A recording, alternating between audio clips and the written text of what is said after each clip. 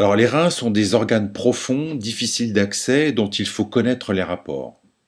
Nous allons décrire les rapports postérieurs, puis les rapports antérieurs.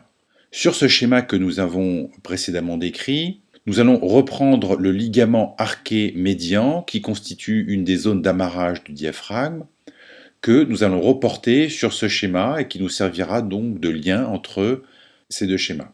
Le ligament arqué médian provient des piliers tendineux qui s'insèrent sur les vertèbres lombaires en L2, L3 avec un pilier droit qui descend un peu plus bas jusqu'à L4.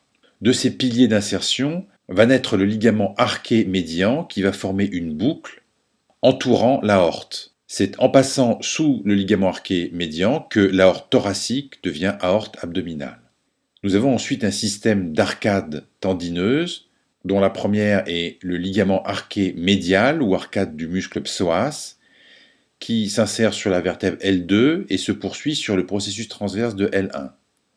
Puis l'arcade du muscle carré des lombes ou ligament arqué latéral, qui va du processus transverse de L1 jusqu'à la pointe de la 12e côte, puis une autre arcade qui va de la 11e à la 12e côte.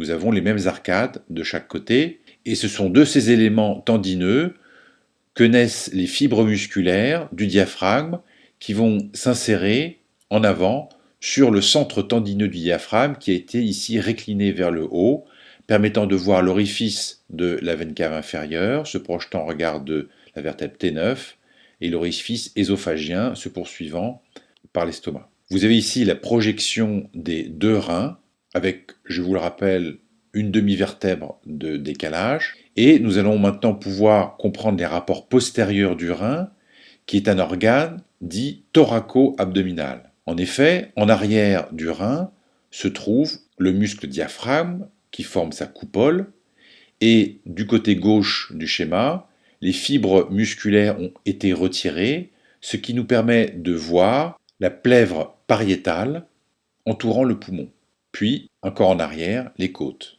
Le diaphragme est traversé par un certain nombre d'éléments nerveux, le nerf grand splanchnique, le nerf petit splanchnique, la chaîne sympathique lombaire, et des veines, la racine médiale de la veine azygos et la veine lombaire ascendante. Nous avons aussi des veines lombaires qui vont former les veines hémiazygos. Vous pouvez vous reporter au cours sur l'appareil digestif. Donc tout ceci sont des éléments postérieurs du rein, et pour bien comprendre la localisation thoraco-abdominale du rein, nous avons repris cette coupe passant par la 12e vertèbre thoracique, qui montre donc les deux reins qui ne sont pas dessinés de la même manière, puisqu'ils ne sont pas exactement à la même hauteur. Vous voyez que le rein droit a été dessiné un peu plus petit, puisque nous passons ici par le pôle supérieur du rein droit.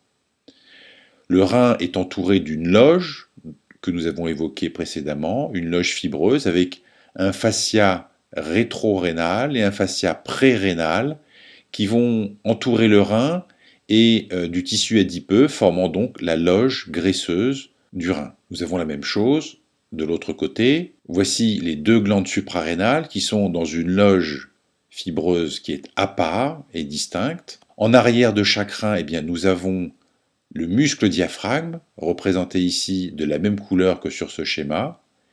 Et puis encore en arrière, eh bien, ce sont les cul-de-sac pleuraux, le cavité pleurale, représentée en vert, et puis la paroi costale, avec donc des côtes et les muscles intercostaux.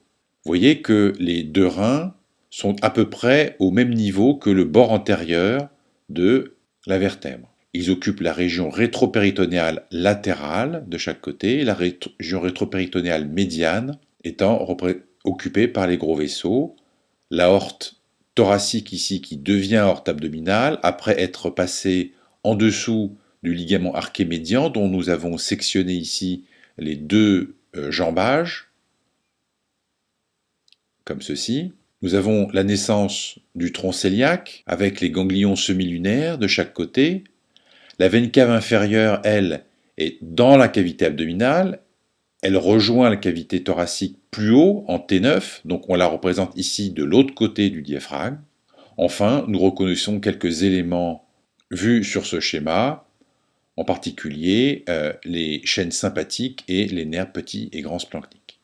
De chaque côté et en arrière des reins se trouvent les muscles psoas, dont nous avons vu qu'on peut voir le bord externe sur une simple radiographie de l'abdomen. Un peu plus latéralement se trouve le muscle carré des longs qui s'insère sur le bord supérieur de la crête iliaque, le bord inférieur de la 12e côte et les processus transverses de chaque côté. Et on voit donc que les deux reins ainsi que leur pédicule sont très proches du muscle psoas, qui constitue d'ailleurs un repère important dans la chirurgie du rein par voie cœlioscopique. Nous en parlerons plus tard.